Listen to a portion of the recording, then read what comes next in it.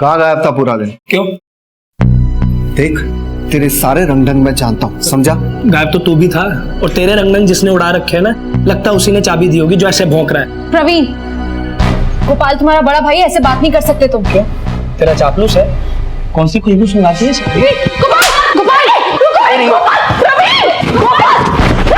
क्या कर रहे हो दोनों? माँ समझा इसे। अरे क्या तुम दोनों? जब देखो तब क्या ये रोज? समझाओ इसे।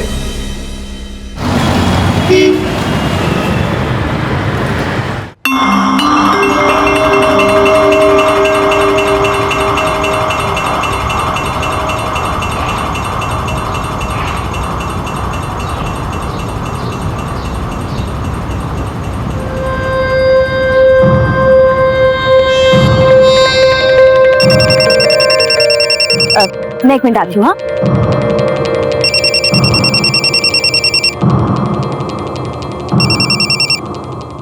हेलो मैम, वीरा रावत बोल रही हैं? जी, आप कौन? मैडम, आपका कुरियर लेकर आया हूँ। कब से मैं बेल बजा रहा हूँ लेकिन कोई गेट नहीं खुल रहा है।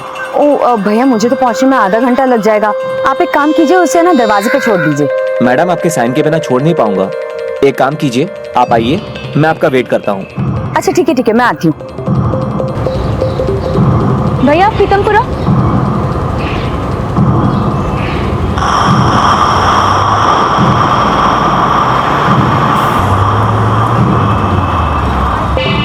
बस बस, ये लीजिए। ठीक है।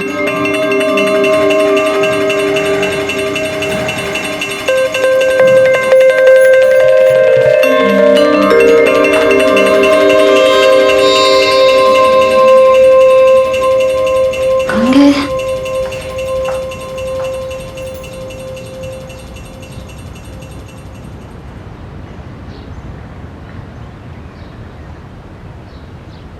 कहाँ चले गए?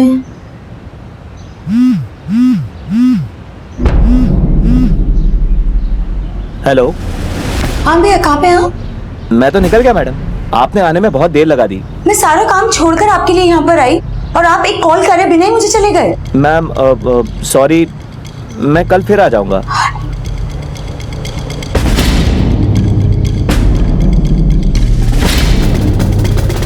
Auto,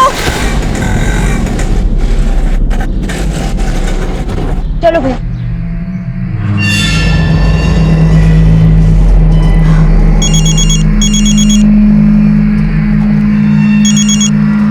hello. कहाँ है मैडम? मैं आ गया हूँ। भैया पागल हो गए हो क्या? आ गया चला गया क्या लगा रखा है आपने? सॉरी मैडम, वो अब बोलिए ना क्या करना है। आप एक काम करो, या तो कुरियर मेरे दरवाजे के बाहर रख के चले जाओ, या फिर कल मैं खुद आके आपके ऑफिस से कलेक्ट कर लूंगी, ठीक है? अरे मैडम, प्लीज नाराज मत होइए, मैंने सॉरी कहा ना। मैं काम करता हूँ, आपका कुरियर मैं दरवाजे पे ही छोड़ देता हूँ और कल आकर आपकी साइन ले जाऊंगा, ठीक है? थैंक यू सो मच भैया। बेवकूफ।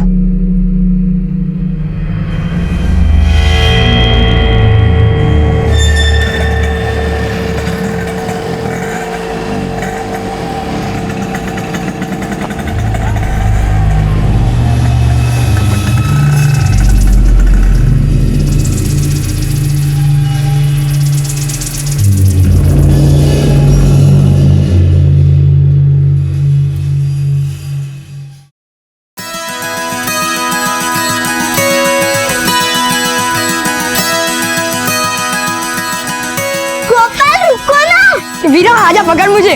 गोपाल रुको ना। गोपाल रुको ना।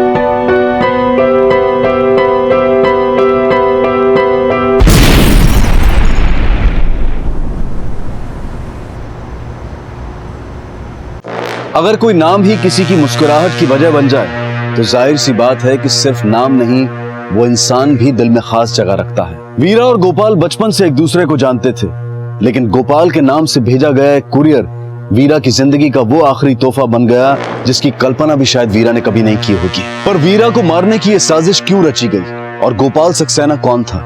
ये सवाल बहुत जल्द पुलिस इन्वेस्टिगेशन की दिशा तय करने वाले थे।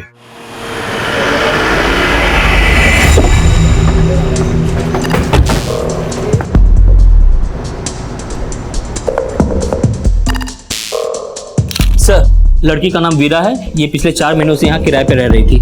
मकान मालिक? सर, हरिनगर में रहता है। मैंने उसे बुलवा लिया है। पड़ोसियों से पता करो इस घर में कौन आता जाता था और आज यहाँ कौन कौन आया था। सर, तुम उधर देखो।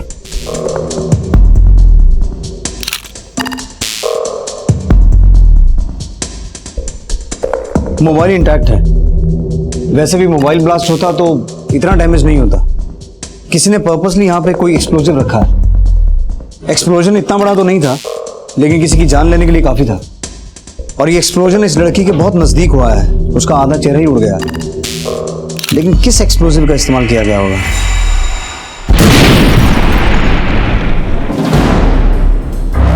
सर, शाम 4 बजे कुरियर बॉय यहाँ आया था। रजिस्टर में 12 अंकों का मोबाइल नंबर लिखा है पर कंपनी का नाम नहीं लिखा है और अपने नाम की जगह बेमेल अल्फाबेट्स लिख के गया।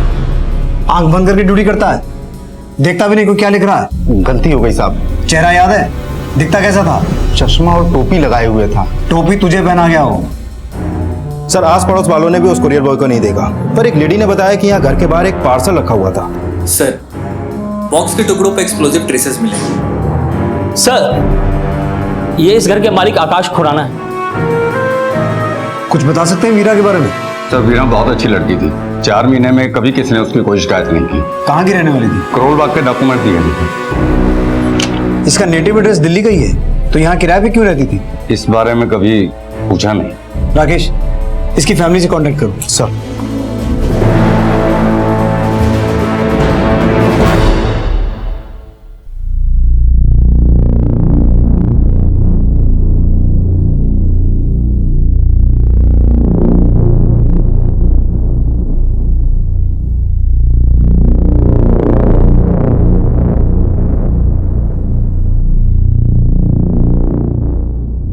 आप लोगों को वाकई में वीरा की मौत का कोई अफसोस है या? कैसी बातें कर रहे हैं आप? बेटी थी हमारी वो। ये भी तो हो सकता है कि आप उसे पराया मानते हो, इसीलिए तो शायद एक ही शहर में रहते हुए आपके साथ ना रहकर अकेली रहती थी। सर, ऐसी बात नहीं है। वीरा खुद चाहती थी कि वो अपने दम पर सेटल हो। लेकिन हमने तो सुना है कि आप लोग कभी उसकी खोज खबर लेते ही नहीं थे। अब या तो आपकी परवरिश में कोई खोट था या फिर आप लोगों को उसका चाल चलन पसंद नहीं था। कुछ तो बोलिए। सर, आप ऐसे कैसे बात कर सकते हैं? अभी दीदी की मौत हुई है और... मौत नहीं, मर्डर हुआ है उसका। और किसने किया ये पता लगाना हमारी ड्यूटी है। सर, आप हम पर शक कर रहे हैं? जमाना बहुत खराब है रावत साहब। खून के रिश्ते ही खून बहाने पर उतारू हो जाते हैं और बेटियों का हाल तो देश में ज्यादा ही बुरा है। सर, मैं भी इनकी बेटी हूँ और हमें से कोई दीदी का दुश्मन नहीं था। तो फिर आप ही बताइए, किसने दुश्मनी निकाली वीरा से?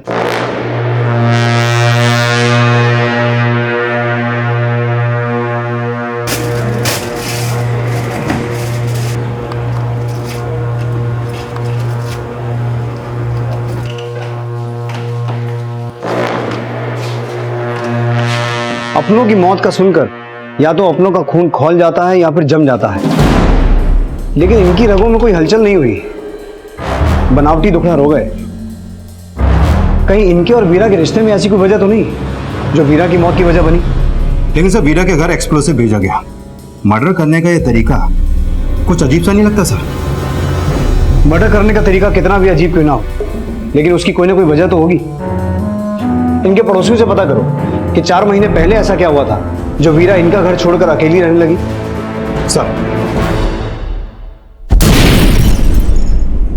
क्या वीरा अचानक? आंटी, वो तो हमें भी कुछ समझ में नहीं आया।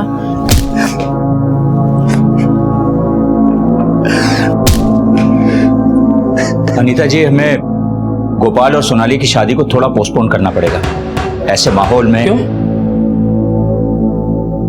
इससे अच्छा मौका कब मिलेगा तुम लोगों को क्या शादी? हुआ? रवि, पोस्टपोन क्यों करनी है इनकी शादी? वीरा के चौथे पे ही कर दो इन दोनों की शादी। ये क्या बोल रहा है तू? तेरी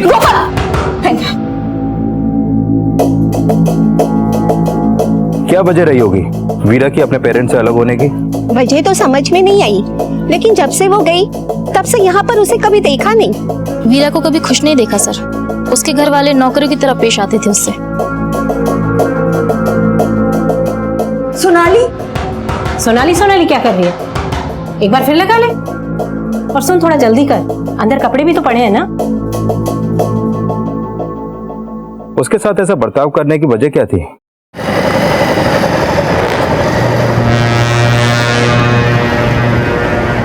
सर, 25 साल पहले संजय रावत ने वीरा को उसी अनाथ आश्रम से अडॉप्ट किया था जहां पर वीरा भी पढ़ा रही थी। वीरा के एडॉप्टेशन के 2 साल बाद संजय रावत और कविता को खुद की बेटी हुई सोनाली रावत। सब पड़ोसियों का कहना है कि रावत फैमिली वीरा के साथ नौकरों जैसा व्यवहार करती थी। वीरा को इतना पराया कर दिया था कि वो लोग वीरा से पहले सोनाली की शादी कर रहे थे।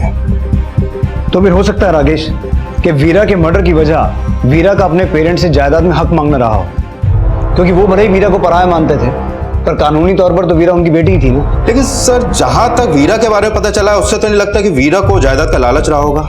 तो फिर वीरा के घर छोड़ने की वजह उसकी अपनी खुददारी थी, या फिर रावत परिवार के एहसानों तले वो कोई और भी जुल्म सह रही थी?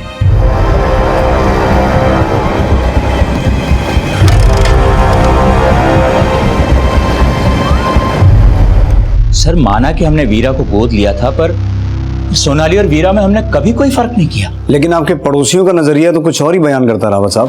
दुनिया को तो बातें बनाने का मौका चाहिए, आप उनकी सुनकर हमारी परवरिश को नहीं कोस सकते। इस दुनिया में खून के रिश्ते भी बोझ बन जाते हैं कविता जी।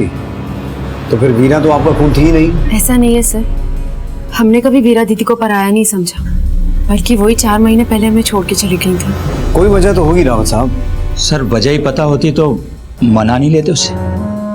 वीरा वो अनाथ लड़की थी जिसे माता पिता का नाम तो नसीब हुआ, लेकिन बदलते वक्त के साथ वीरा के सरनेम से जुड़ा रिश्ता सिर्फ कागजी दस्तावेज बनकर रह गया। जब रिश्तों में भावनाओं की गुंजाइश खत्म हो जाती है तब इंसान अपनों के बीच भी अकेला ही होता है। लेकिन वीरा अपनों से, अपने अतीत से भागने की कोशिश कर रही थी और उसकी इसी कोशिश ने उससे उसका वर्तमान भी छीन लिया था।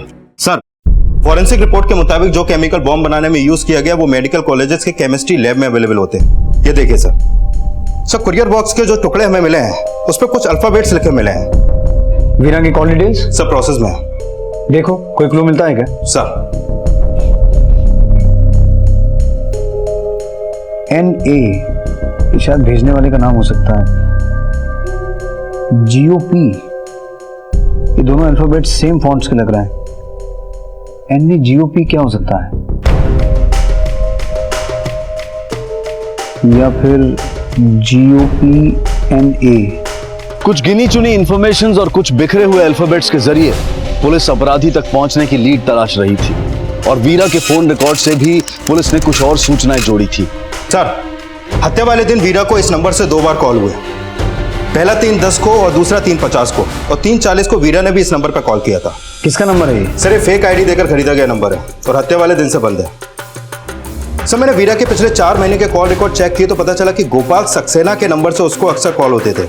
मैंने उसका एड्रेस पता किया तो पता चला कि वो उसी कॉलोनी में रहता था जहां पर 4 महीने पहले तक वीरा रहती थी। क्या नाम बताया तुमने? Sir, Gopal Saxena.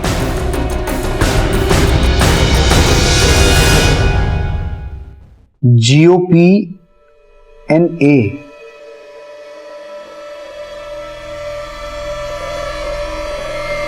GOP NA, Gopal Saxena. Rakesh, courier box के टुकड़ों पर जो अल्फाबेट मिले थे उससे तो यही नाम सामने आता है, गोपाल सक्सेना। पता करते हैं कौन है, क्या करता है और ये बॉम्ब बनाने से इसका क्या कनेक्शन हो सकता है। गोपाल सक्सेना से जुड़े कुछ खुलासों ने गोपाल को इस केस का प्राइम सस्पेक्ट बना दिया। क्या कर रहा है भाई?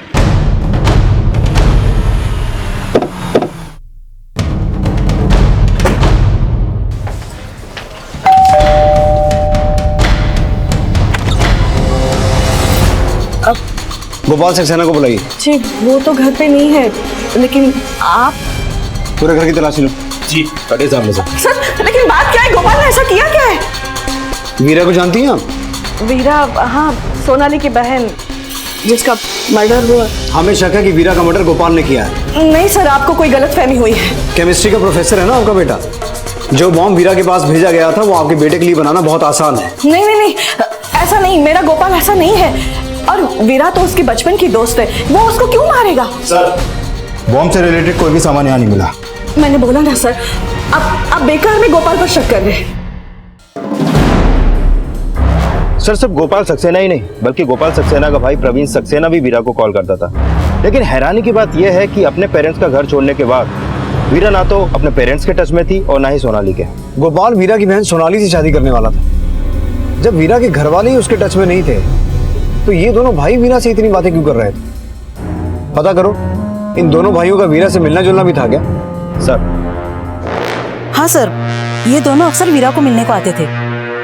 ये दोनों साथ में आते थे? नहीं नहीं सर, कभी ये आते थे कभी ये आते थे, दोनों साथ में कभी नहीं आए।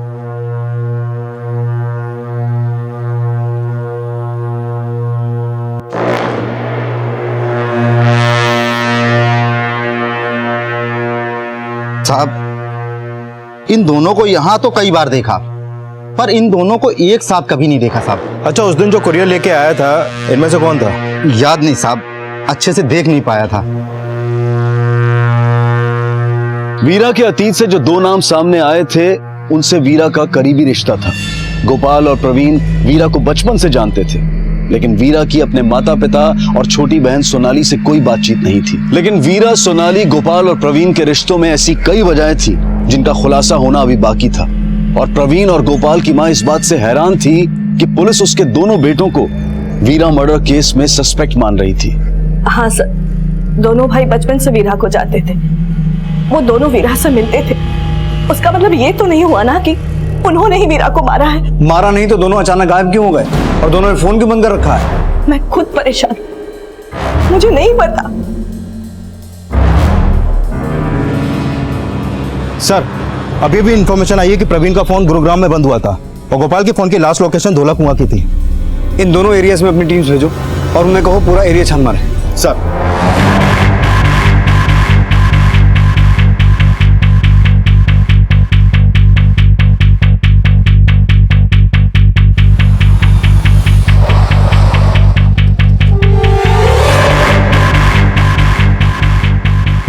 पुलिस को गोपाल और प्रवीण की तलाश थी और गोपाल के फोन की लास्ट लोकेशन पर मिली गोपाल की बाइक और आसपास मिले खून के धब्बों ने इस केस को कई और घुमावदार सवालों में उलझा दिया। सर, कोई बॉडी नहीं मिली यहाँ पर, लेकिन सर जिस तरीके से यहाँ पर खून है और हेलमेट गिरा पड़ा है, लगता है कुछ कांड हुआ है यहाँ पर। प्रवीण की लोकेशन स्टेटस का क्या हुआ? अभी तो कोई इन्फॉर्मेशन नहीं मिली है। फोरेंसिक से कहो ये ब्लड सैंपल ले और अगर गोपाल की कोई पुरानी मेडिकल रिपोर्ट मिलती है तो उसे मैच करके देखें।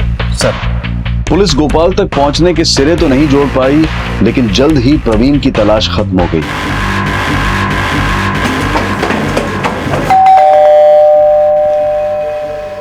कौन? प्रवीण,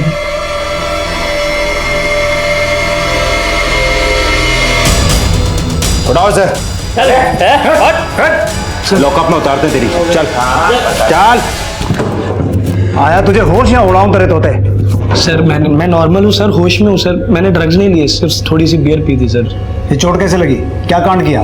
मैंने कुछ नहीं किया सर, ये थोड़ा सा सर नशे में गिर गया था। उतारूं तेरा नशा? फोन क्यों बंद करके बैठा था? सर फोन की बैटरी चली गई थी सर।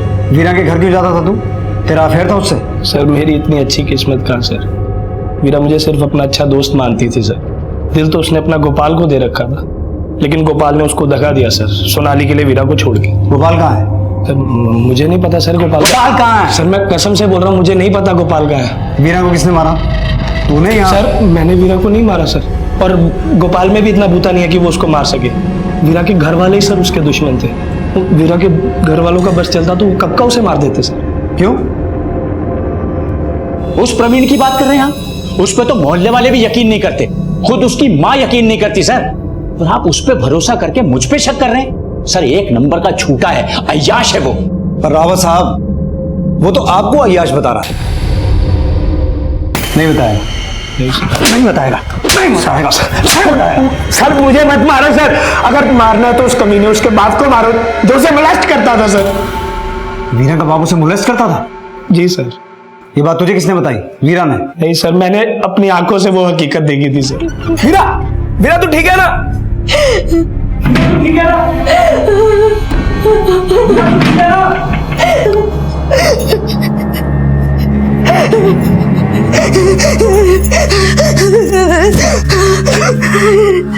क्या हुआ? हवाइयां उड़ गई?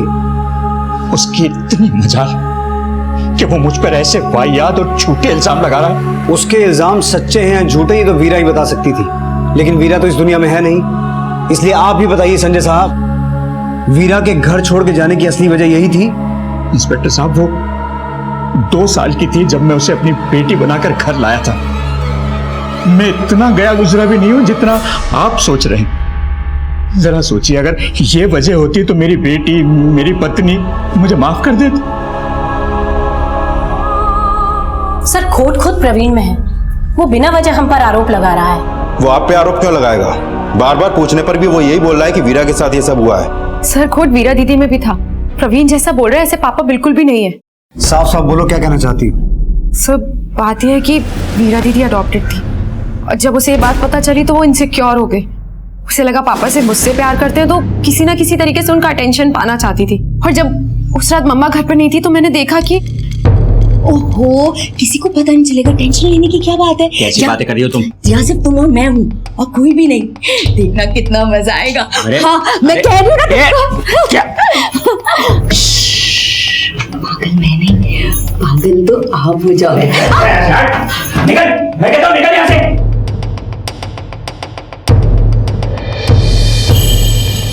सर मुझे नहीं पता प्रवीण उस रात का क्या मतलब निकाल रहा है, पर इतना जरूर जानती हूँ कि वीरा ने उसे जरूर झूठी कहानियां बना के सुनाई हैं। प्रवीण भी कोई दूध का धुला नहीं है, वो भी हमसे अपना बदला ही ले रहा है। किस बात का बदला? सर प्रवीण मुझसे शादी करना चाहता था, पर मेरी गोपाल से सगाई हो चुकी है और मैं गोपाल से शादी करना चाहती हूँ। वो तरह तरह के तरीके ढूंढता था हमारी शादी तोड़वाने के। गोपाल और वीरा के बीच में रिश्ता कैसा था? ये गोपाल वीरा से? सर गोपाल वीरा का सिर्फ दोस्त है।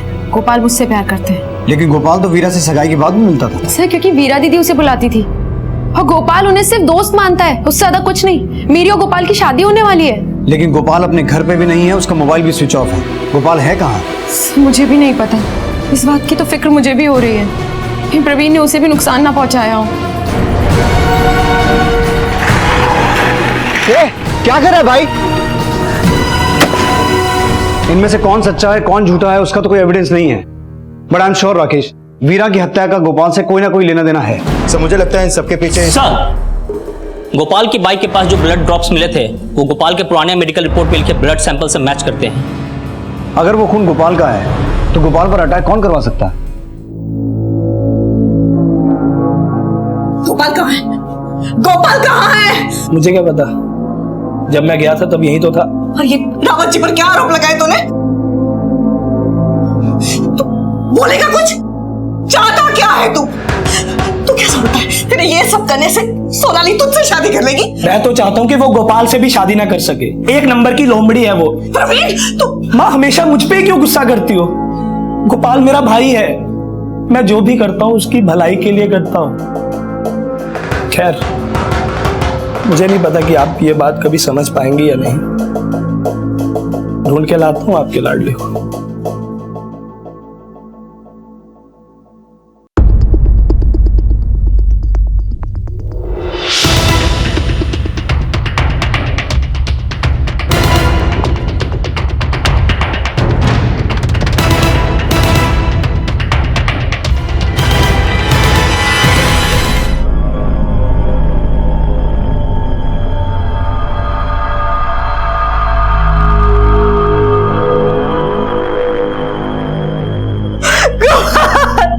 अब तक पुलिस गोपाल को वीरा मर्डर केस का प्राइम सस्पेक्ट मान रही थी, लेकिन गोपाल की हत्या ने पुलिस की थ्योरी बदल दी। गोपाल का मर्डर इस तरह इशारा करता है कि गोपाल के नाम का सिर्फ इस्तेमाल किया गया वीरा तक वो कुरियर पहुंचाने के लिए। शायद जिस इंसान ने वीरा को मारा उसी ने गोपाल को मारा, क्योंकि गोपाल का वीरा को मारने का कोई मोटिव नजर नहीं आ रहा। सर प्रवीण का भी वीरा से मिलना जुलना था, हो सकता है उसने खुद पे शक को दूर करने के लिए वीरा के घर वालों पे एलिगेशन लगाया। नहीं राकेश, प्रवीण का भी वीरा को मारने का कोई मोटिव नजर नहीं आ रहा। और अगर मान लें कि प्रवीण के एलिगेशन सही हैं, तो वीरा के घर वालों का वीरा को मारने का मोटिव और स्ट्रांग हो जाता है। वीरा और गोपाल, इनसे जुड़े जितने भी लोग हैं उनकी हर एक डिटेल निकालो। Call records, mail box, social networking profile, लेन देन, सब कुछ अच्छे से खंगालो। सर,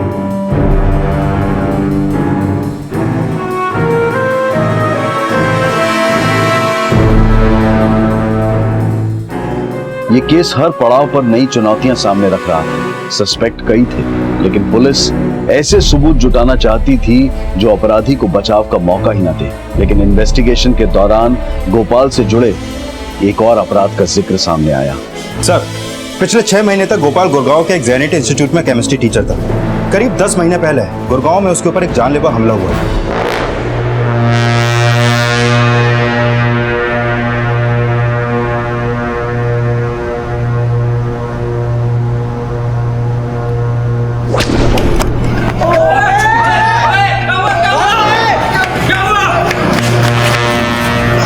गोपाल पे जो हमला हुआ उसकी पुलिस कंप्लेंट भी करवाई गई थी। ये रही उसकी एफआईआर कॉपी। लेकिन सर, ये केस अनसॉल्व रहा क्योंकि क्रिमिनल से जुड़ी कोई भी इंफॉर्मेशन ना तो गोपाल दे पाया और ना ही घटना के चश्मदीद। ये एफआईआर किसी हेरी सिंह ने करवाई थी सर। लेकिन गोपाल की फैमिली ने तो इस अटैक के बारे में हमें कुछ भी नहीं बताया। गोपाल ने ये एक्सीडेंट के बारे में मुझे कुछ नहीं पता। गोपाल 2 हफ्ते तक गुरुग्राम के एक हॉस्पिटल में एडमिट था, आपको ये भी नहीं पता? नहीं सर, इसके बारे में भी उसने मुझे कुछ नहीं पता। हैरी सिंह को जानती हैं आप? हाँ, गुरुग्राम में वो उसका रूममेट था। दोनों एक ही बैच के थे, एक ही जगह काम करते थे। गोपाल और हैरी दोनों बहुत अच्छे दोस्त थे, लेकिन गोपाल के दिल्ली जाने के बाद एक रोड एक्सीडेंट में हैरी की टांग कट गई। इस एक्सीडेंट के बाद वो अपने होम टाउन शिफ्ट हो गए। कहाँ का रहने वाला है हैरी? अलवर। एड्रेस तो होगा आपके पास? जी, 1 मिनट।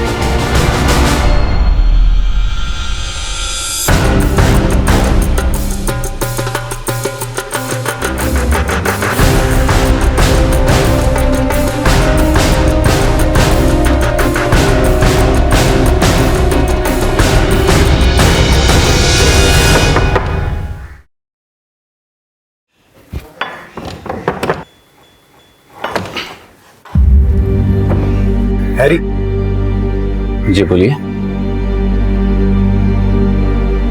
सर, गोपाल मेरा दोस्त ही नहीं, मेरा टीचर भी था। उसने हमेशा मुझे गाइड किया। गोपाल पर करीबन 10 महीने पहले गुड़गांव में कोई जानलेवा हमला हुआ था?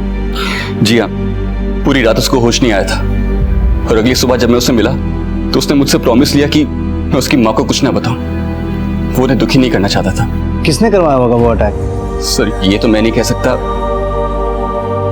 लेकिन हाँ, उस हादसे से पहले वो काफी डिस्टर्ब रहता था। क्यों? उसकी सगाई टूट गई थी। सगाई टूट गई थी? किससे? वीरा से? वीरा से नहीं सर, वीरा की सिस्टर सोनाली से। पर सोनाली से उसकी सगाई तो अभी हुई है, 1 महीना पहले। क्या उसने फिर से सोनाली से सगाई की थी? फिर से मतलब? सर, मेरे सामने भी गोपाल और सोनाली की 2 बार सगाई हुई थी, लेकिन दोनों बार ही सगाई टूट गई। वो बेचारा सोनाली को सच्चे दिल से चाहता था, लेकिन सोनाली हर बार कोई ना कोई रीजन देकर उससे रिश्ता तोड़ लिया करती थी। तुम मेरी कोई बात क्यों नहीं सुनते हो? मैं कुछ कहती हूँ, कुछ करते तुम। सोनाली, तुम ओके, सोनाली, तुम मेरी बात का गलत मतलब निकाल रही हो। मैं सिर्फ इतना कहना चाहता हूँ कि इंसान के पास अगर 6 की बजाय 4 ड्रेस हो तो क्या फर्क पड़ता है? फर्क पड़ता है इससे गोपाल, इससे ये फर्क पड़ता है, पता चलता है कि तुम अपनी फैंसी के शादी से पहले खर्चे नहीं उठा सकते और शादी के बाद तुम मुझसे रोक टोक करोगे। प्लीज मुझसे बात मत करो। सोनाली, तुम मुझे गलत सोनाली, लिसन। उसके बाद सोनाली ने गोपाल से रिश्ता तोड़ दिया, लेकिन कुछ ही महीनों के बाद उन्होंने फिर से सगाई कर ली।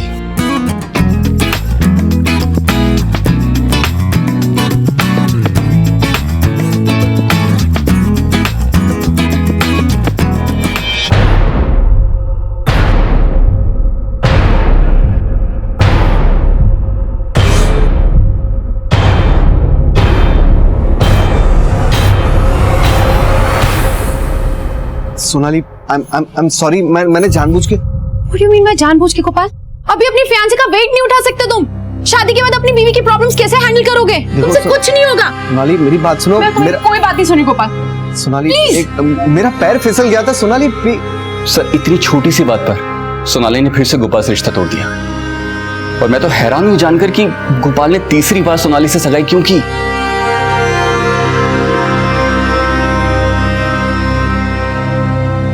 सोनाली और गोपाल की सगाई बार बार टूटने की वजह वाकई में सोनाली का नखरा ही था या फिर कोई और वजह थी?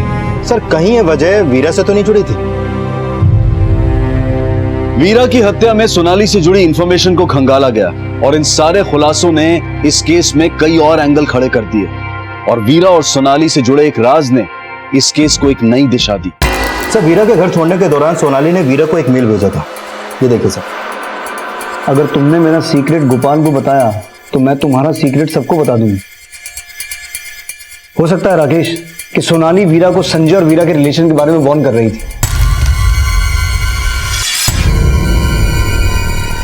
पर सोनाली का ऐसा कौन सा सीक्रेट था जो वीरा जानती थी? कहीं ये सीक्रेट ही तो वीरा की मौत का कारण नहीं बना? सर सोनाली के कॉल रिकॉर्ड चेक किए तो एक नंबर सामने आया जिसकी सोनाली से अक्सर बात होती थी, और गोपाल के मर्डर के बाद से तो इन दोनों के बीच काफी बातें हो रही हैं। किसका नंबर है? सर मैंने कुछ नहीं किया सर। मैंने किसी को नहीं मारा सर। रोहित बेटा तूने गोपाल को 10 महीने पहले भी जान से मारने की कोशिश की थी, जब गोपाल और सोनाली की पहली बार सगाई हुई थी।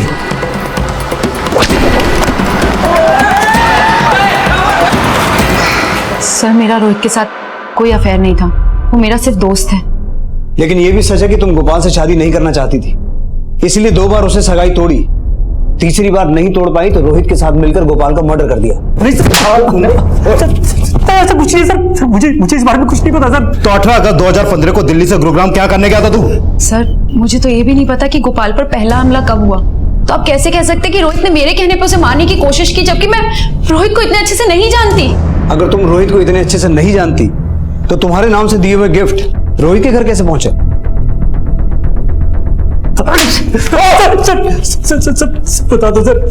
सब बता दो सर। जो सच है वो बता दो, वरना हमें उगलवाना आता है। बोलो। सर था मेरा अफेयर रोहित के साथ, पर इसका मतलब ये नहीं है कि मैं गोपाल से प्यार नहीं करती थी। तो तुम्हारा अफेयर शादी के बाद भी चलने वाला था? नहीं सर, बस मैं गोपाल को लेकर श्योर नहीं थी, और मैं रोहित को भी नहीं खोना चाहती थी। सोनाली मुझे और गोपाल को लेकर बहुत ज्यादा कंफ्यूज थी, लेकिन उसने गोपाल को चूज किया और उससे सगाई कर ली। सर मुझसे ये बर्दाश्त नहीं हुआ, इसलिए मैंने गोपाल को रास्ते से हटाने के लिए उस पर अटैक किया था।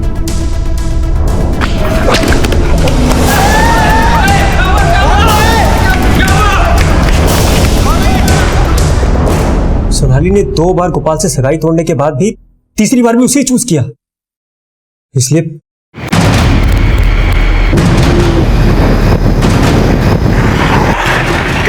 क्या कर रहा है भाई?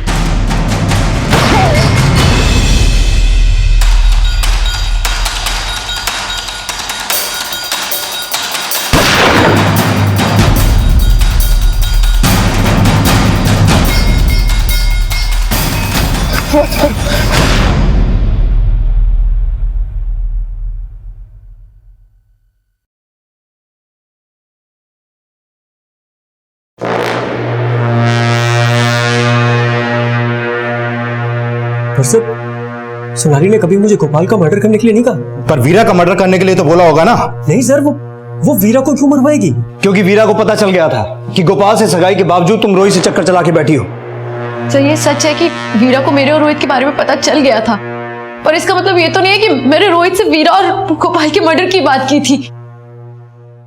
रोहित ने मान लिया कि उसने गोपाल को मारा, और अगर रोहित ने वीरा को भी मारा होता तो वो ये भी कबूल लेता। और दूसरी तरफ सोनाली भी कह रही है कि उसने वीरा को नहीं मारा। तो सर अगर ये दोनों ही वीरा के मर्डर में शामिल नहीं है तो ऐसा कौन हो सकता है जो वीरा को मारने के लिए घर में बम बना के भेजे? वीरा को जिस कुरियर में विस्फोटक भेजे गए थे उसके ऊपर गोपाल का नाम लिखा हुआ था, लेकिन गोपाल का वीरा को मारने का मकसद नजर नहीं आ रहा। लेकिन ये बात तय है कि हत्यारा वीरा और गोपाल दोनों को जानता था, और गोपाल को फंसाना उसकी चाल थी, और उसके पास वीरा को मारने का मकसद स्ट्रांग होना चाहिए। इस मकसद का राज जरूर वीरा के अतीत में छुपा है, और इस अतीत में पिछले 4 महीने नहीं, 4 महीने से पहले के भी कई राज दफन हो सकते हैं। सारी दुनिया थू थू कर रही है तेरे नाम पे, गोपाल से तेरी शादी होने वाली है और एक और लड़के से चक्कर चल रहा है तेरा। पापा मैं अपना देख लूंगी, आप अपने से मतलब रखो ना। अरे बाप से जबान लड़ाती है तू, बदतमीज। पापा अगर मेरा मुंह खुला ना तो ये दुनिया वाले आपको जूते भिगो भिगो कर मारेंगे। सोनाली सच कह रही हूँ माँ, आपको कुछ नहीं पता। इनको मैंने पुलिस वालों से नहीं आपसे भी बचा के रखा है, क्योंकि सच तो ये है कि उस रात आपके पति परमेश्वर ने दीदी के साथ बदतमीजी की थी, ना कि दीदी ने इनके साथ। सोनाली!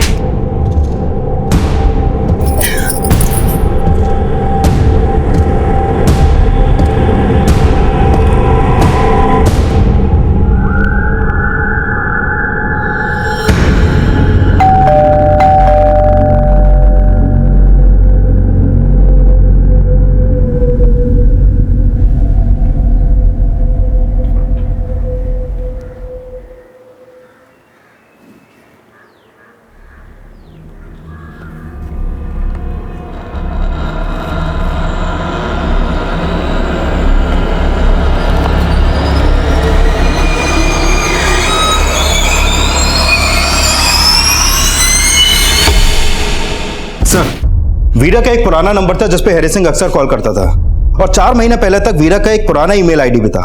उसका मेल बॉक्स हैरी सिंह के मेल से भरा हुआ है।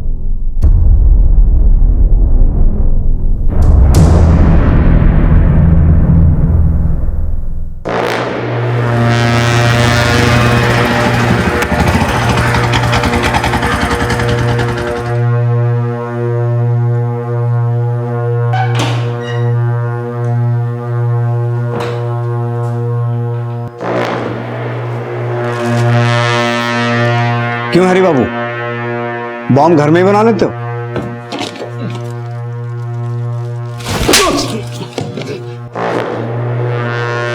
मैं कुछ दिनों के लिए गोपाल के घर गया था, वहीं मेरी मुलाकात वीरा से हुई।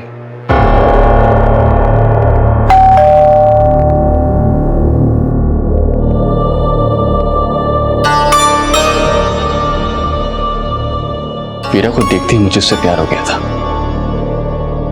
धीरे धीरे हमारे बीच में बातचीत शुरू हुई और फिर दोस्ती हो गई,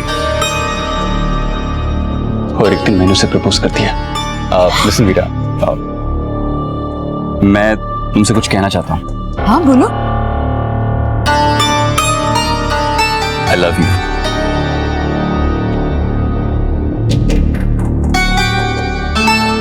आई एम सॉरी हैरी, पर मैं किसी और से प्यार करती हूँ। किससे? गोपाल से। लेकिन सर गोपाल उससे प्यार नहीं करता था। वीरा, मैं तुम्हारे फीलिंग्स की कदर करता हूँ, लेकिन तुम जानती हो मैं सोनाली से शादी कर रहा हूँ। देखो वीरा, अगर तुम मुझे अच्छा दोस्त मानती हो तो प्लीज हैरी को हाँ कह दो, ये तुम्हें हमेशा खुश रखेगा। वीरा ने मुझे हाँ तो नहीं कहा, लेकिन अक्सर हमारी बातें होने लगी, और एक दिन मेरा एक्सीडेंट हो गया। उसके बाद मैंने वीरा को कांटेक्ट करने की बहुत कोशिश की, लेकिन उसका फोन ही नहीं लगता था, और ना ही वो मेरे मेल्स का जवाब दे रही थी। फिर मुझे लगा शायद मेरे अपाहिज होने की वजह से उसने मुझे छोड़ दिया है। मैं बहुत टूट गया था सर, मैंने सबसे कांटेक्ट खत्म कर दिया। और फिर मैंने डिसाइड किया कि अगर उसे मेरे इमोशंस की ही कदर नहीं है तो उसे सजा मिलेगी।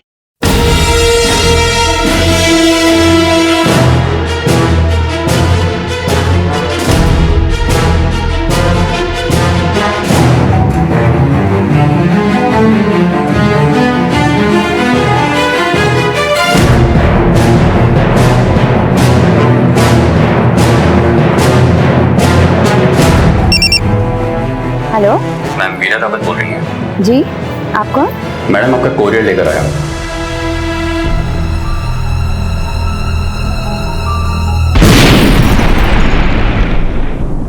और संजय रावत, उसे क्यों मारा?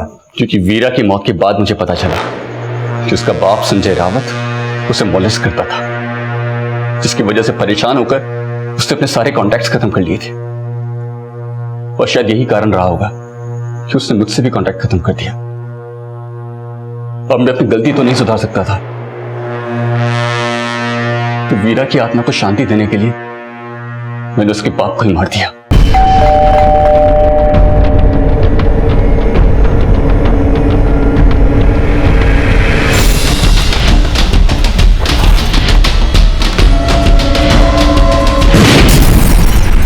अगर तूने वीरा की चुप्पी का सही मतलब निकाला होता और ये जानने की कोशिश की होती कि वो ऐसा क्यों कर रही है, तो संजय रावत को उसके किए की सजा मिलती और वीरा आज जिंदा होती।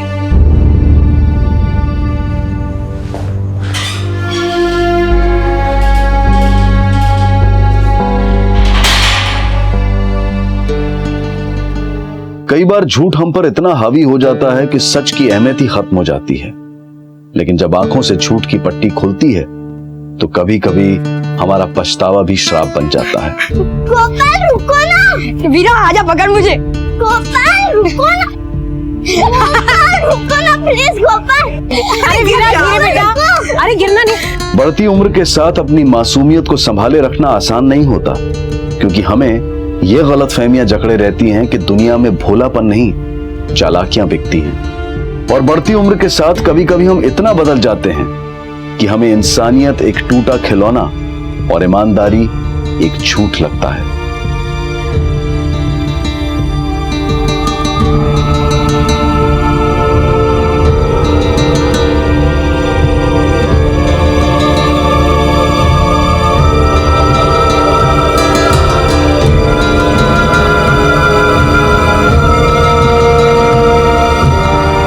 वीरा ने जो मासूम सपने देखे थे उन पर ग्रहण लगाने वाला खुद वो बाप था जिसकी उंगलियों को वीरा ने अपने भविष्य की डोर समझकर थामा था। वीरा को हर रिश्ता मिला लेकिन उसकी उम्मीदों को उड़ान नहीं मिली।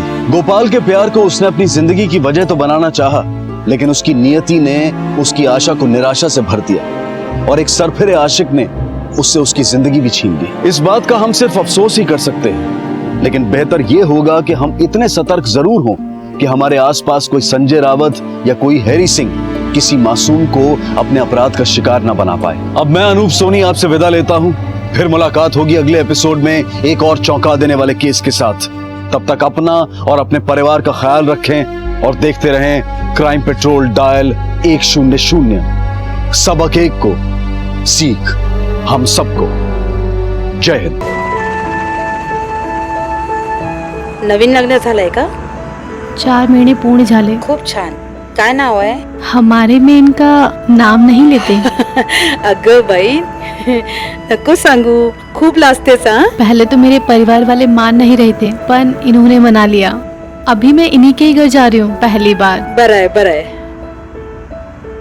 किसी भी जुर्म की कहानी की शुरुआत जुर्म होने के साथ या उसके बाद होती है। उन वजहों को जानने की कोशिश करें जो आम आदमी को अपने मन में जागे हुए जुर्म के ख्याल को अमली जामा पहनाने की ताकत देती हैं, उसे मुजरिम बना देती हैं।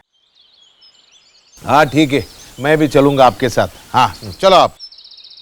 नंदू काका, नंदू काका, नंदू काका। अरे काय झालं वरडायला? उमेश भाऊ, निलेश भाऊ। क्या हुआ उनको? तुम्ही लवकर चला दादा। चल चलो जल्दी चलो। बाबा चल जल्दी।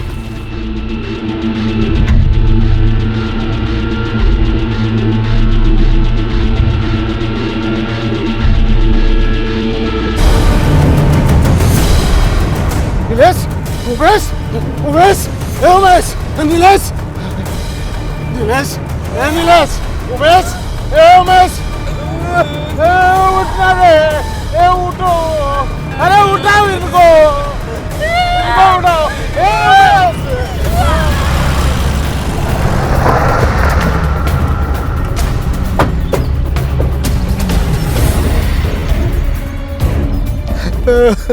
ये दोनों बेटे तुम्हारे? हाँ साहब, दोनों बेटे मेरे, और दोनों ही एक साथ। अरे देवा। क्या इनका? साहब वो बड़ा है ना, उसका नाम उमेश है और ये छोटा नीलेश। क्या करते थे दोनों? ये उमेश नासिक में नौकरी करता था और ये नीलेश यहाँ गांव में मेरे साथ खेती।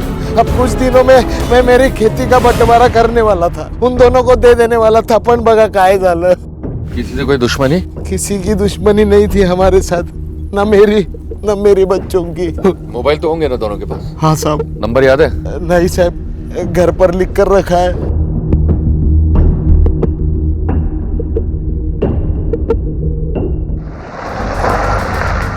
घर में नंदन और उसके इन दोनों के अलावा बड़े वाले की बहू नीता भी साथ में रहती साहब। बाप बेटों की उनके साथ बनती नहीं थी, आपस में लड़ते रहते थे। इसीलिए तो पिछले 1 साल से उमेश नासिक में पड़ा हुआ था। नंदन की घरवाली भी उन्हीं के साथ रहती है। सबको भाई, वो नंदन की भी। उसका होना ना होना एक ही बात है। मामूली सा बुखार था, आज तक उठ नहीं पाई। बाप बेटों में जम नहीं रही थी। पिछले कुछ समय से मामला पंचायत तक आ गया। सरपंच जी, खेती और जमीन तो बढ़ाने के लिए होती है ना, और मेरे पास ऐसी कितनी जमीन है, अगर वही बेच दूं तो मेरे लिए इस गांव में बचेगा क्या? मतलब हम नहीं बचेंगे तो चलेगा, लेकिन खेती चाहिए इनको। खेती काय छाती वरती बांधून घेऊन जाणार काय तुम्ही? आता बोला। 2 साल हो गए, बारिश हुई नहीं, पण शेतातनं तरी काय येतं आता आपल्याला? मेरी बात सुन ले, ये बेटे लोग जो बोलते हैं ना वो करो। वो बोलते हैं खेत बेचना है बेच दो और उन्हें उनका हिस्सा दे दो। अगर आप लोगों को लगता है तो बेचो, ढूंढो खरीदार। पांडुरंग हरि वासुदेव हरि।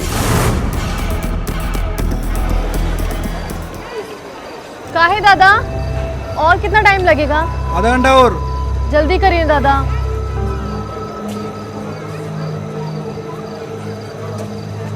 बहुत जल्दी है तुझे जाने की? हाँ, अरे बस। एक विचारू का? हाँ। तेरी लगन को 4 महीना हुआ है और अभी तू पहली बार सासरे जा रही है, असं कसं? मेरे घर वालों की तरह भी इनके घर वाले हमारी लगन को तैयार नहीं थे। इनके घर से तो कोई भी नहीं आया हमारी लगन पे, और इसी बात पे इन्हें बहुत गुस्सा आ गया। बोले कि अब तो मैं तुम्हें जब भी उस घर में ले जाऊंगा जब तक कि सारे लोग आके तुमसे माफी ना मांग ले। तो कोई आया फिर माफी मांगने? नहीं, पर मैंने भी सोचा कि घर के लोगों के रिश्तों के साथ ऐसे गांठ बांध के रहना क्यों। अगर मैं ही चली जाऊंगी तो छोटी थोड़ी हो जाऊंगी, इसीलिए मैं इन्हें बिना बताए जा रही हूँ। और वैसे भी इन्होंने अपने बाबा से बात करी है खेत बेचने की। ये अपना हिस्सा लेकर इधर आ जाएंगे, और एक बार खेत बिक गया तो फिर कहाँ जाना होगा गाँव। तो खेत बिक गया है या बिकना बाकी है? अभी नहीं, पन का है। चलो चलो भाई चलो। सर, उमेश और नीलेश की पोस्टमार्टम रिपोर्ट आ गई है। रिपोर्ट के हिसाब से दोनों की मौत पानी में डूबने से हुई थी, और मरने से पहले दोनों ने काफी अच्छी मात्रा में शराब पी रखी थी। सर, क्या हो सकता है पिलाई गई हो? हाँ सर, ऐसा हो सकता है। पहले किसी ने उन्हें शराब पिलाई हो, और जब दोनों होश में ना रहे हो तो दोनों के हाथ बांधकर कुएं में धकेल दिया। लेकिन सर, हमारी जो इन्फॉर्मेशन है उसके हिसाब से दोनों की दूर दूर तक किसी से दुश्मनी नहीं थी। सरपंच ने तुम्हें यही बताया था ना कि नंदन अपने खेत को बेचना नहीं चाहता था?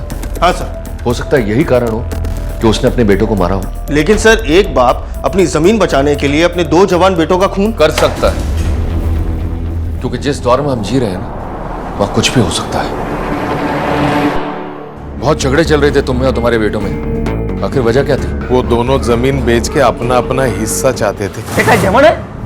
साला इस घर में तो आदमी को 2 पढ़ाई का भरपेट खाना भी नहीं मिलता है। पर इसमें मेरी क्या गलती?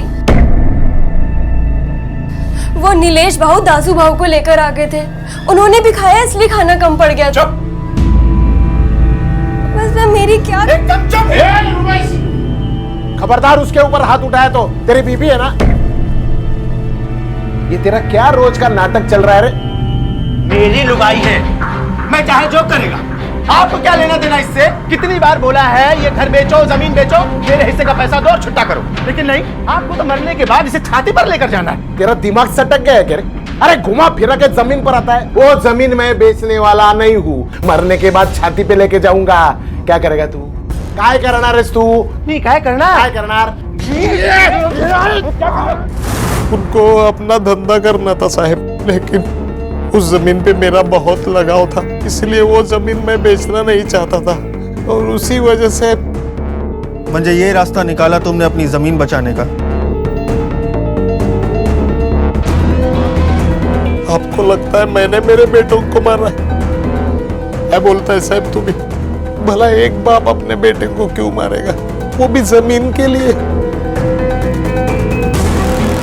इस नंदन पर नजर रखो। जी सर।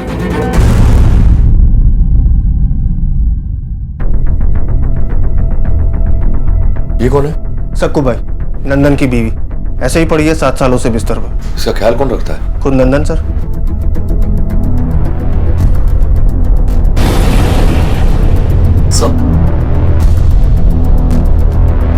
सर, किसी सुरेश बड़वे का प्रिस्क्रिप्शन लग रहा है, जिससे सक्कू भाई का इलाज चल रहा है। इसी गांव का लगता है सर।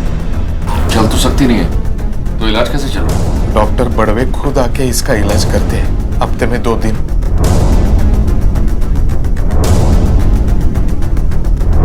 कितने बच्चे हैं आपके?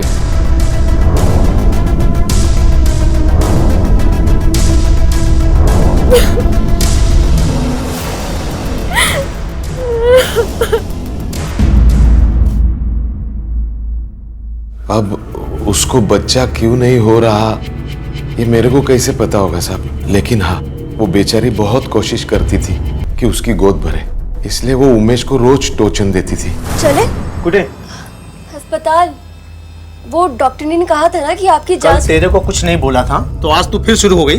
जांच कराएगी मेरी जांच कराएगी। मैं मर्द नया है नामर्दा है। देवा काय बोलता, वो डॉक्टर ने कहा। बेड़ी हो गई तेरी वो डॉक्टर। बंद कर उसके पास जाना और दोबारा जांच वांच का नाम लिया ना तुम मुंह तोड़ देगा तेरा मैं। समझ ला काय? समझ ला? जांच। इसी कारण उमेश नासिक चला गया नौकरी के लिए। आई करना देखो, अभी भी वक्त है। मैं तुम्हारे साथ हूँ, हम दोनों मिलके यहीं पे कुछ कर लेंगे। तू ही इन सारी मुसीबत की जड़ है। तुझसे दूर गए बिना मेरा कुछ नहीं हो सकता, इसलिए जा रहा हूँ। और जिसको जो जो करना है वो करो, बस मला जाऊ दे। हाँ लेकिन साल में 3 बार आया था बस। नीता उमेश काले का इलाज आप ही कर रही हैं? नीता? जी हाँ। क्या हुआ, आपने ऐसे क्यों रेक किया उसको लेकर? पागलपन इंस्पेक्टर, इलाज तो तब होगा ना जब प्रॉब्लम पता चलेगा। मेरे कई बार कहने के बाद भी उसके हस्बैंड कभी आए ही नहीं टेस्ट करवाने, और नीता हर महीने आ जाती थी प्रेगनेंसी टेस्ट करवाने। नीता तुम समझती क्यों नहीं, जब तक तुम्हारे और तुम्हारे पति के टेस्ट नहीं हो जाते मैं कुछ नहीं कर सकती तुम्हारे लिए। मैडम करने वाला तो वो ऊपर वाला होता है ना। आप एक बार चेक तो करो, इस बार मैं पक्का से पेट से होंगी। पिछले 3 महीने से हड़ताल का कड़ा व्रत रख रही थी, और वो भी निर्जला। और सब कहते हैं कि ये व्रत कभी खाली नहीं जाता। Thank you. हमें पता चला है कि तुम्हारे पति, देवर और ससुर में कुछ खास बनती नहीं थी। कुछ कहना चाहोगे इस बारे में? तुम्हारे पति ने तुमसे कुछ कहा हो? नासिक जहां वो काम करता था वहां किसी से कोई झगड़ा वगड़ा? उन दोनों को आखिरी बार तुमने कब देखा था? नंदन कहाँ है? वो बाहर है।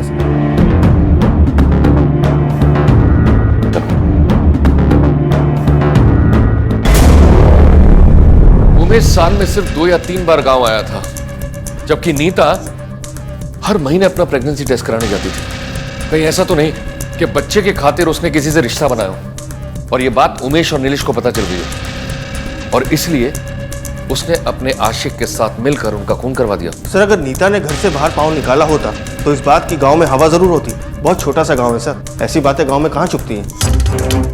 ऐसा भी हो सकता है कि बाहर से कोई अंदर आया। एक काम करो कुलकर्णी, नीता के घर में पिछले 1 साल में कौन रेगुलर आता जाता था उसके बारे में पता करो। Yes sir. आपसे बात करनी थी डॉक्टर साहब। आप इतने घबराए और बौखलाए हुए क्यों हैं? नहीं, ऐसी कोई बात नहीं है। मैं भला क्यों घबराने लगा? बताइए, मैं क्या कर सकता हूँ आपके लिए? बैठिए आप। Thank you. हमें पता चला है कि नंदन काले परिवार के साथ आपके काफी पुराना और गहरा रिश्ता है। पिछले 7 सालों में आप हफ्ते में कम से कम 2 बार उस घर में जाते हैं। जी हाँ, ये बात सही है। दरअसल नंदन की वाइफ सकूबाई का ट्रीटमेंट मेरे अंडर हो रहा है और वो चल फिर नहीं सकती, इसी वजह से मुझे खुद जाना पड़ता है उसे देखने के लिए। आप उस फैमिली के बारे में काफी कुछ जानते हैं, तब तो आप ये भी जानते होंगे कि उमेश की बीवी नीता को बच्चा चाहिए था जो उसे हो नहीं रहा था। जी हाँ, जानता हूँ मैं ये बात। हमें शक है कि नीता के पति के अलावा कोई और भी है जो उसकी चाहत पूरी करने के लिए उसकी मदद कर रहा है। तो आप बताइए डॉक्टर साहब, जवाब दीजिए।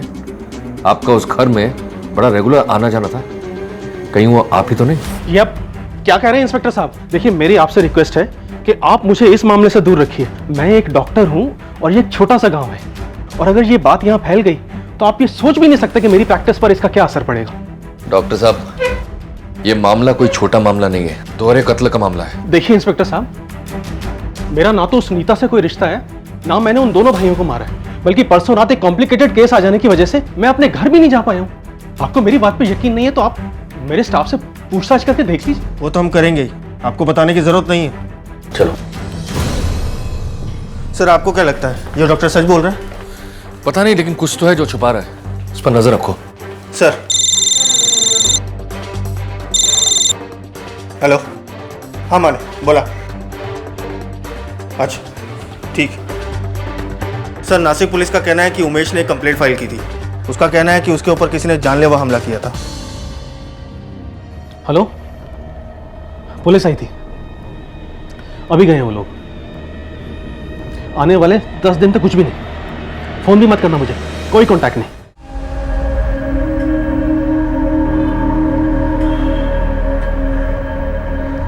भाव, आपको उनका घर पता है? आधा घंटे बाद दूसरी बस आएगी, उसमें बैठ के चली जाना, समझ ली ना? पर भाव, भाव सर दासू गोड़के करके एक आदमी है, जमीनों की दलाली करता है। नीलेश के साथ उसकी काफी अच्छी यारी है। जमीन को लेके उसी से बात चल रही है, काफी आना जाना था उनके घर पर। दासू गोड़के, कोई ऑफिस है उसका? हाँ सर। यहाँ तो ताला लगा है। एक काम करो, वहां जाकर पता करो।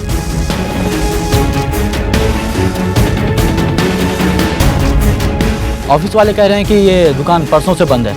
फोन नंबर और घर का पता ले लिया है। गुड, चलो चलो। उमेश और नितेश जमीन बेचना चाहते थे और नंदन उसे बचाना। और अगर ऐसा नहीं था और इस जुर्म की वजह नीता थी, तब भी दासू से उसकी करीबी उसके काम आ सकती थी। लेकिन एक सच ये भी था कि जहां नंदन और नीता पुलिस के सामने मौजूद थे, वहां सिर्फ दासू ही था जो फरार था। दासू, तू गांव छोड़कर क्यों भागा? भागा? मी कुठे पळालो साहेब, मैं तो अपनी ससुराल गया था। वहां मेरी बीवी है, उसे बच्चा होने वाला था। कल सुबह फोन आया कि उसके पेट में दर्द हो रहा है, तो मैं तुरंत दुकान बंद करके बस पकड़ के निकल गया साहब। वहां जाने के बाद वहां के पुलिस ने कहा कि आप मुझे ढूंढ रहे हैं, तो मैं तुरंत यहाँ भाग के आया। कल रात को ही मुझे लड़की हुई साहब, आप चाहे तो पता कर सकते हैं। ठीक है, पर एक बात बता, नीता के साथ तेरा क्या चक्कर चल रहा है? उसके घर में तेरा बहुत आना जाना है, वो भी उसके पति के गैरहाजिरी में। ये आप क्या बोल रहे हैं साहब?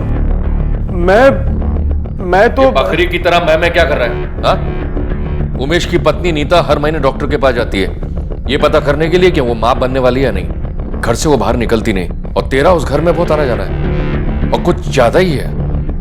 क्या समझे हम लोग इसका मतलब? है नीता के साथ चक्कर है ना तेरा?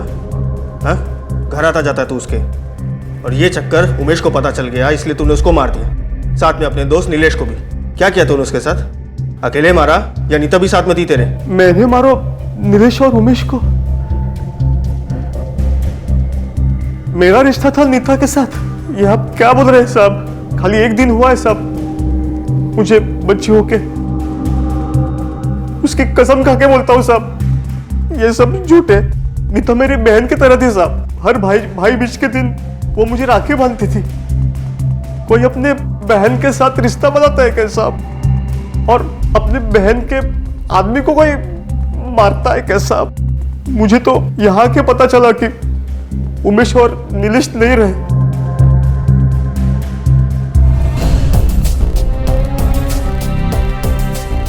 सर इगतपुरी पुलिस से कंफर्म हुआ है कि दासू जो कुछ कह रहा था सच कह रहा था। उसे लड़की हुई है सर, उसकी बीवी प्रेग्नेंट थी।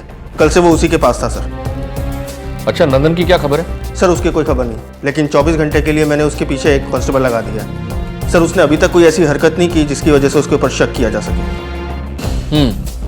नंदन अपनी जमीन बेचना चाहता था और दासू से उसकी ऑलमोस्ट फाइनल डील हो चुकी थी, यानी कि कत्ल का कारण जमीन नहीं है। मुझे लगता है वो ना हो नीता जो बच्चे को लेकर पागल थी, उसका इस मामले से कोई कनेक्शन है।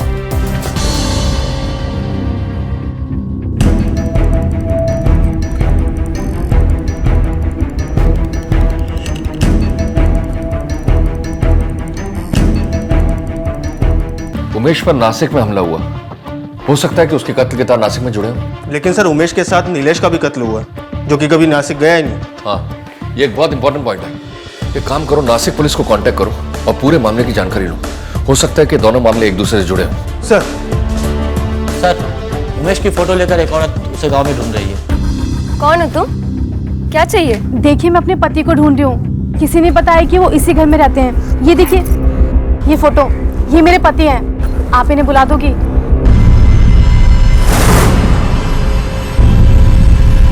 क्या बोली तू? तेरा पति? जी हाँ, ये मेरे पति। चुप कर! मेरा पति है ये। अरे 7 साल हो चुके हैं हमारे शादी को और तू बोल रही है तू पत्नी है? ये मेरे पति है। 4 महीने हो गए मेरी शादी को। प्लीज आप इन्हें बुला दीजिए। 1 हफ्ते से घर नहीं लौटे, इसलिए मैं देखने को आई हूँ। तू नहीं मानने वाली थी। रुक, तुझे अभी बता। देखिए मैं सच बोल रही हूँ। तू बीच में मत बोल। मैं बीच में बोलूंगा? वो क्या बोलना चाहती है वो सुन तो सही। बोल बेटी बोल। देखिए मैं सच बोल रही हूँ, ये मेरे पति हैं। हमारी शादी हो चुकी है। छोटे ही बोल रही हूँ। उसको कैसा लग रहे? यही औरत है वो सर।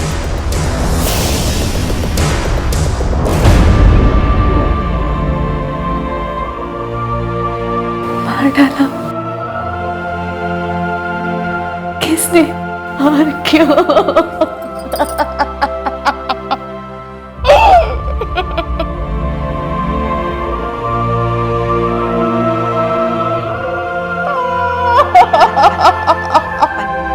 हम भी वो पता करने की कोशिश कर रहे हैं। आपकी उमेश से शादी कब हुई थी? 4 महीने पहले मेरा लगन हुआ था। इन्होंने मुझे बताया नहीं था कि इनका एक और भी लगन हो चुका है। अब तो मेरी कोख में इनका बच्चा भी है। मैं अपने घर वालों से क्या कहूंगी? आपकी मुलाकात कब और कैसे हुई थी?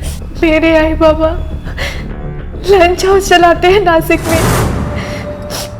वहीं पे 1 साल पहले मेरी उमेश से मुलाकात हुई थी।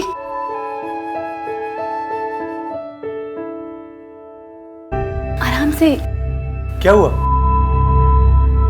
तबीयत तो ठीक है ना तेरी? हाँ मेरी तबीयत ठीक है। तो फिर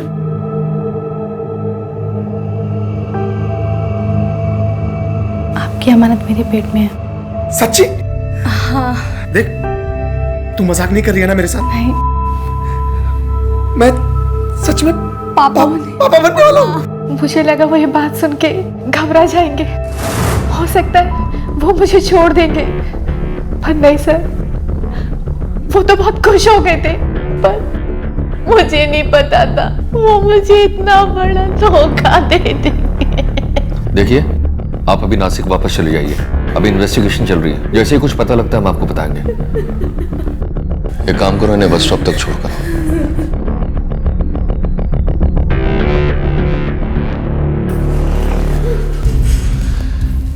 कुलकर्णी सर, इस सारिका के पीछे कांस्टेबल लगा दो। हो सकता है कि पूरे कांड के पीछे इसका हाथ हो। Okay sir.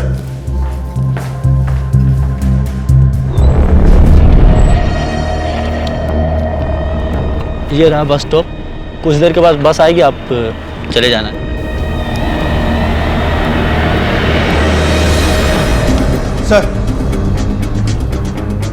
सर कंफर्म हो गया कि डॉक्टर बड़वे का इन हत्याओं से कोई लेना देना नहीं है, लेकिन वो जो दवाइयाँ अपने मरीजों को देता है वो सबकी सब नकली है। इसका मतलब सक्कूबाई की जो हालत है वो इन्हीं दवाइयों का असर है। डॉक्टर को उठाकर लेकर आओ। Okay sir. बोल। Sir please, sir please. नहीं बोलेगा? Please sir, please sir. 1 minute. Sir please sir. अब तू बोलेगा या फिर बुलवाऊं? मैं बताता हूँ सर, मैं आपको सब कुछ बताता हूँ। देखिए, ये बात सच है कि मैं दवाइयों में मिलावट करता था, क्योंकि उससे एक अच्छा खासा मुनाफा हो जाता है। इसकी और कोई वजह नहीं थी। सक्कूबाई को लेकर मेरी किसी तरह की कोई प्लानिंग नहीं चल रही थी। उसके दोनों लड़कों के कत्ल में मेरा कोई हाथ नहीं सर। आप मेरी बात का यकीन कीजिए, बिलीव मी सर। अब तू सड़ यहाँ और चला अपना क्लिनिक यहाँ से ही। Sir please please please please sir, माफ कर दीजिए सर। सर सर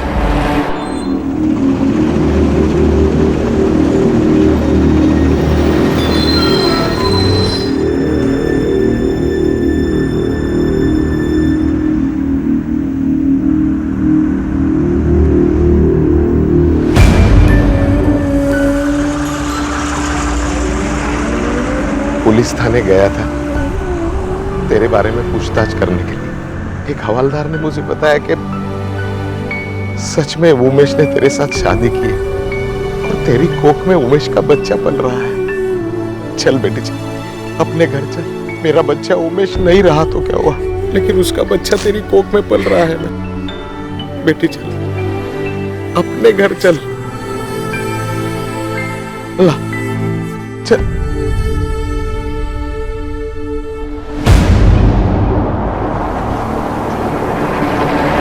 आप इसे यहाँ पर ले आए। मैं बता रही हूँ आपको, अगर ये यहाँ से नहीं गई ना तो मैं इसको... ये मास्टर घर है, मैं तय करूंगा यहाँ पे कौन रहेगा और कौन नहीं रहेगा, समझे? जा अंदर, आ जा।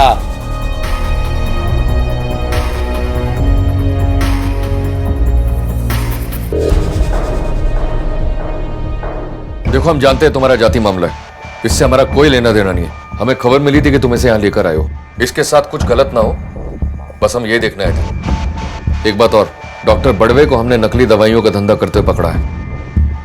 आपकी पत्नी की जो हालत है ना, वो उसी की नकली दवाइयों का असर है। काय सांगताय साहब? डॉक्टर बड़वे? हाँ, और ये मोबाइल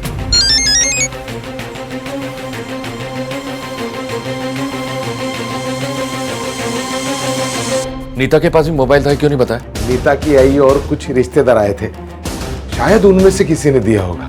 उस मोबाइल का हमें नंबर चाहिए। सर, नीता के कॉल रिकॉर्ड्स आ गए। उमेश के नासिक जाने से तकरीबन 1 महीने बाद से सर इस नंबर से कुछ नंबर्स पे बात होती थी। एक तो उसकी माँ का है, बाकी कुछ रिश्तेदारों के।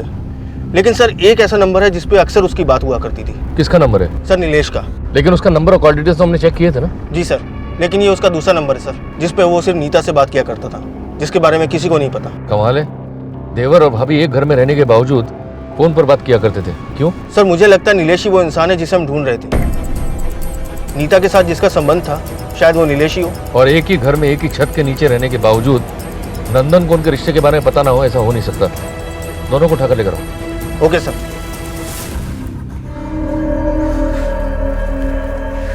जो भी सवाल पूछो उसके सही से जवाब देना, मुझसे झूठ मत बोलना, वरना पांव से चलकर यहाँ से वापस नहीं जाओगे। लेकिन मैंने किया क्या है सर? बेवकूफ समझा तूने हमें? नीता के पास पिछले 1 साल से फोन था, तुझे पता नहीं चला।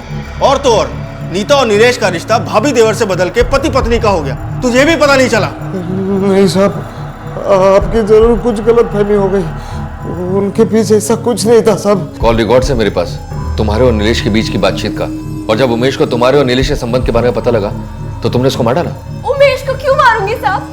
प्यार करती थी मैं उससे, पति था वो मेरा, कैसे मार सकती थी मैं उसे? और नीलेश?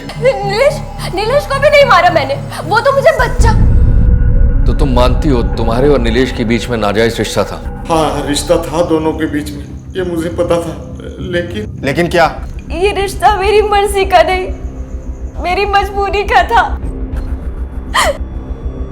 मुझे बच्चा चाहिए था और मेरा पति, वो ना तो मुझे बच्चा दे पा रहा था और न ही इलाज के लिए तैयार हो रहा था। मर्द नया है, नामर्द है। देवा काय बोलता? वो डॉक्टर ने कहा। बेड़ी हो गई तेरी वो डॉक्टर, बंद कर उसके पास जाना, और दोबारा जांच वांच का नाम लिया ना तुम मुंह तोड़ देगा तेरा मैं। उल्टा मुझे छोड़कर नासिक चला गया। क्या करती मैं? अपनी पूरी जिंदगी कैसे काटती मैं? इसलिए मजबूरी में आकर मुझे नीलेश के साथ ये सब। चुप रहना पड़ा साहब।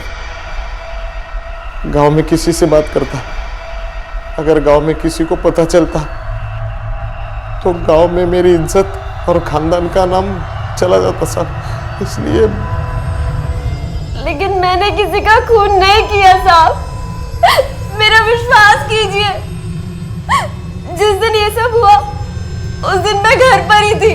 आप चाहे तो बाबा से पूछ लो, मैंने नहीं किया किसी का खून। नीता बोलेगी साहब आपको, उस दिन मैं घर पर ही था, कहाँ बाहर नहीं गया साहब। तुम्ही मला सांगा साहेब, मी माझ्या पोरांना का मारीन? खरंच मी नाही मारलं साहेब। साहेब सुनो ना साहेब, साहेब। अब क्या करें सर, इन दोनों की बताई बातें आपस में मैच करती, कोई अंतर नहीं। कहानी मैच होने का मतलब ये नहीं कुलकर्णी कि कहानी सच्ची हो। नंदन, सारिका, नीता में से कोई तो है जो झूठ बोल रहा है। आमतौर पर झूठ इंसान को चकरा देता है, लेकिन यहाँ नीता और नंदन द्वारा बोले गए सच ने पुलिस को उलझन में डाल दिया था और संभावनाओं की लंबी लिस्ट को और लंबा कर दिया था। नीता की अपने पति उमेश के साथ साथ अपने देवर नितेश के साथ भी अपनी मर्जी से रिश्ता रखने की संभावना बनती थी। कहीं ऐसा तो नहीं था कि नितेश ने इस बात को लेकर नीता को ब्लैकमेल करना चाहा हो और इसी वजह से नीता ने नितेश का कत्ल कर दिया हो? और अगर ऐसा था तो फिर उमेश क्यों मारा गया? या फिर उमेश को नीता और अपने भाई के बीच के अवैध संबंध के बारे में पता चल गया था, उसने पहले नितेश का कत्ल किया और फिर खुद आत्महत्या कर ली, लेकिन तब उसने नीता को क्यों छोड़ दिया? आखिर क्या था इन दोहरी हत्याओं का सच और कौन था असली कातिल? ए लड़की, तू मेरे पति के कमरे में क्या कर रही है? वो मैं बस आज मैं तुझे जिंदा नहीं छोड़ूंगी। छोड़ दो मुझे, आज मैं इसकी जान ले लूंगी। अरे क्या कर रही है तू? पीड़ित है इसका तू? अरे उसके पेट में उमेश का बच्चा पल रहा है, उसे भी मारेगी तू?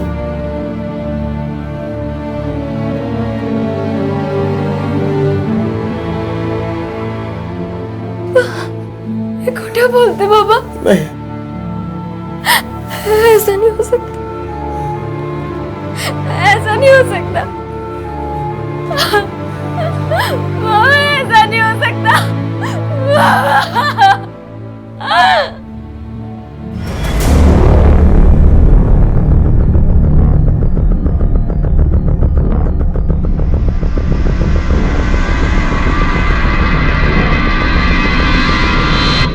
मैडम, ये नीता आपसे क्या कह रही थी? वो कह रही थी उसके पति ने किसी दूसरी औरत के साथ शादी कर ली है और वो औरत प्रेग्नेंट है, तो फिर वो इतने सालों से प्रेग्नेंट क्यों नहीं हुई? मैंने इससे कहा, इससे मतलब एक ही निकलता है कि कमी उसके पति में नहीं बल्कि उसमें है। इनफैक्ट मैंने उससे कहा भी था कि एटलीस्ट वो टेस्ट करवा ले, लेकिन वो तो जिद पर अड़ी थी कि जो भी टेस्ट करवाई अपने पति के साथ ही करवाई।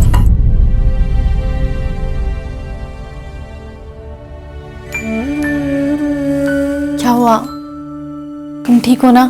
बहुत बुरी हूँ मैं, कमी मुझ में थी और मैं दोष उनको देती रही। मेरे नसीब में इतना बुरा होना क्यों लिखा था? क्यों?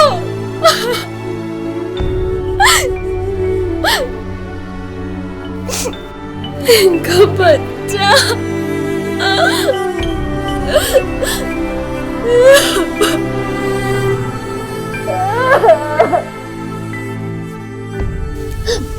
अभी समझ आया मुझे, वो मुझे क्यों छोड़ना चाहते थे।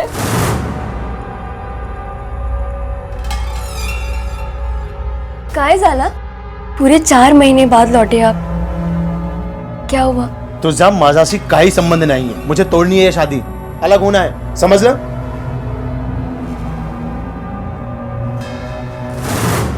इसका मतलब उन्होंने मुझे धोखा नहीं दिया, वो तुम्हें छोड़ के पूरी तरह से मेरे पास आना चाहते थे। मुझे माफ कर देना। अगर मुझे पता होता कि तुम्हारा लगन उनके साथ हुआ है तो मैं उनसे कभी लगन नहीं करती। इस पूरे गांव में सारिका को उससे 2 ही लोग जानते थे और उन्हीं 2 के पास वजह थी इस मारने की।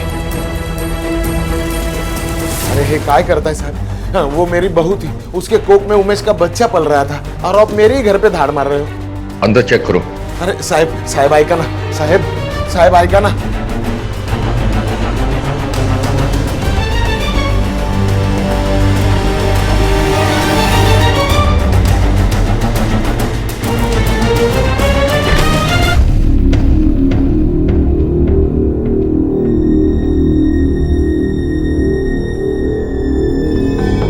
कुछ कहना है आपको?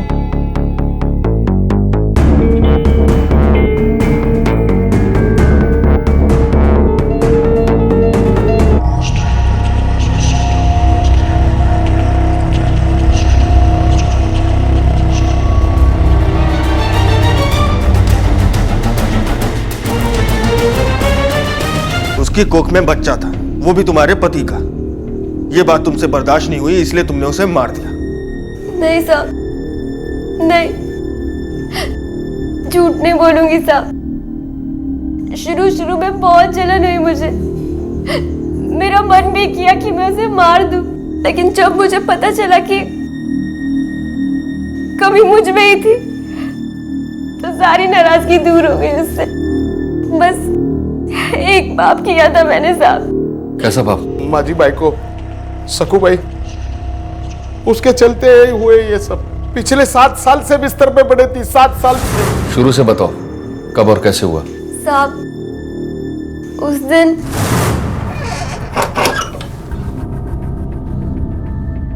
बाबा। अरे नहीं, रहने दो। मैं तो तेरे हालचाल पूछने के लिए आया था। तू डॉक्टर के पास गई थी ना, क्या बोली वो? बाबा, वो इस बार भी कुछ नहीं हुआ। इसमें गलती तुम्हारी नहीं है, दोष मेरे बेटे का है। शायद उसके बस की बात ही नहीं। किसी औरत को बच्चा ना होना उसका अधूरापन है, और मैं तुम्हें ऐसे अधूरा नहीं देख सकता।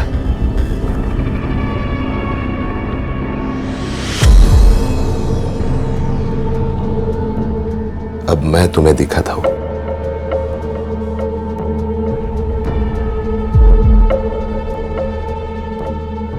कैसे कुछ नहीं होता। अब देखना, बहुत जल्द तेरी गोदी में बच्चा होगा, वो भी लड़का। पापा, देखना तुम। बहुत शर्म आती थी साहब, लेकिन भूख होती है ना साहब, बहुत बुरी होती है साहब। भले ही वो भूख पेट की रहो, शरीर की रहो, जब लगती है ना तो सामने कुछ नहीं दिखता, कुछ नहीं। नासिक में जो उमेश पर अटैक हुआ था वो तो नहीं करवाया था ना?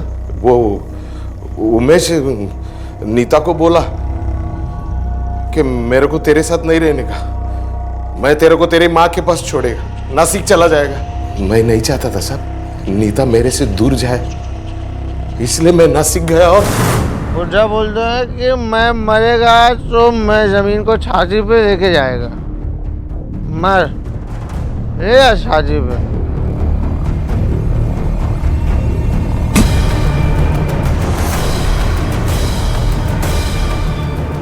लेकिन वो बच गया, और वो दूसरी बार नहीं बच पाया, क्योंकि दूसरी बार तूने उमेश के साथ साथ नीलेश को भी मार डाला, और अपने बेटे को मारने का पाप वो किस मजबूरी में किया? नीता को बच्चा देने की उम्मीद लगाए मैंने उससे रिश्ता जोड़ा था। फिर कुछ महीने गए, कुछ भी नहीं हुआ। फिर उसने नीलेश के पास देखना शुरू कर दिया। नीता का और मेरा जो रिश्ता था ना, वही रिश्ता उसका और नीलेश का हो गया। ये चीज मैं बर्दाश्त नहीं कर सका।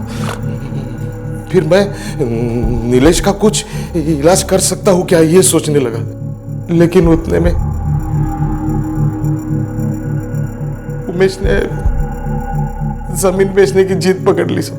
मेरे दोनों बेटे ने मेरा सुख छीन लिया, इसलिए मैंने उनकी जिंदगी छीन ली सर। नीलेश, उमेश, आराम से होने दो। एकदम आपका हिस्सा आपको दिया, आपका हिस्सा आपको दिया। पर मेरे को जमीन बेचने मांग रहा बस। अरे वो जमीन की बात छोड़, ये हिस्सा मेरा है, वो मैं पीऊंगा। अरे नीलेश, अरे दूध पीतो क्या तू? दारू पीतो ना दारू? संपो, खत्म कर। बग तुम में आता। चल। दादा थोड़ा आराम कर, आराम करे, आराम।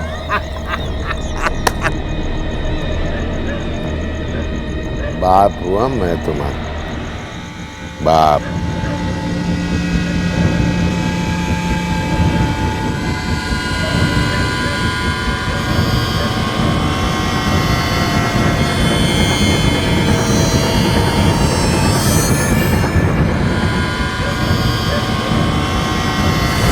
सारिका को क्यों मारा था? उसको मालूम था मेरा और नीता का रिश्ता, उसने हम दोनों को एक साथ देख लिया था, इसलिए